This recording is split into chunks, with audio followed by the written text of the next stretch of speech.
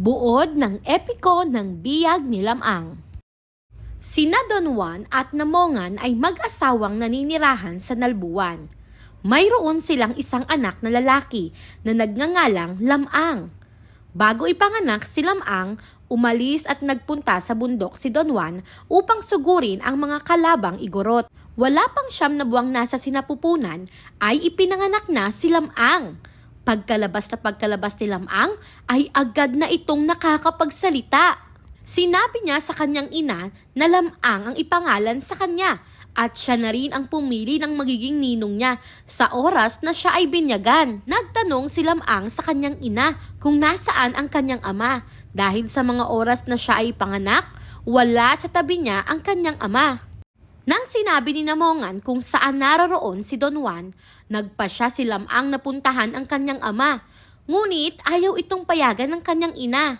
Nagpumilit itong umalis, kaya wala pa ring nagawa si Namongan. Habang naglalakbay si Lamang sa kabundukan, ay nagpasya itong magpahinga muna hanggang sa ito'y makatulog. Habang siya ay natutulog, napanaginipan ni Lamang na ang kanyang ama ay pinatay ng mga igorot. Sa galit nito ay nagpunta siya sa kabundukan at pinatay lahat ng igorot doon. Ang batang si Lamang ay 9 na taong gulang pa lamang noon. Sa kanyang pag-uwi sa kanilang lugar sa Nalbuan ay napadaan si Lamang sa ilog ng Amburayan. Doon ay pinaliguan siya ng mga kaibigang babae. Ang mga dumi at dugo sa katawan ni Lamang ay naging tila lason na pumatay sa mga isdang nasa ilog. Nang nasa 8 gulang na si Lamang ay nakilala niya si Ines Canoyan. Siya ay umibig dito. Nagpasyang manligaw si Lamang sa magandang si Ines. Dala ang kanyang tandang at paboritong aso ay pinuntahan niya ito.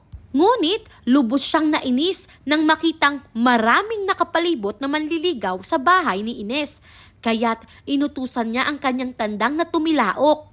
Sa pagtilaok ng manok ay agad na nasira ang bahay ni Ines at namatay ang lahat ng manliligaw.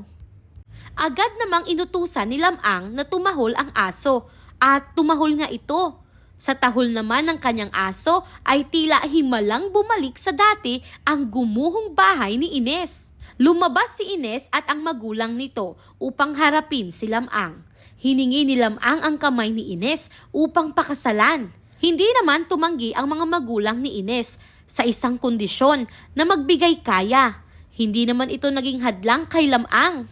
Umuwi si Lamang at bumalik na may dalang bangka na puno ng ginto. Hindi nagtagal, ibinigay na ni Lamang ang magbigay kaya at ikinasal din sila ni Ines. Lumipas ang maraming taon ay dumating ang pagkakataon upang manghuli si Lamang ng isdang rarang. Isang obligasyon sa mga lalaking may asawa ang humuli nito. Ngunit may pangitain na si Lamang na mapapatay siya ng isdang berkahan. Ito ay isang isda na kalahi ng mga pating.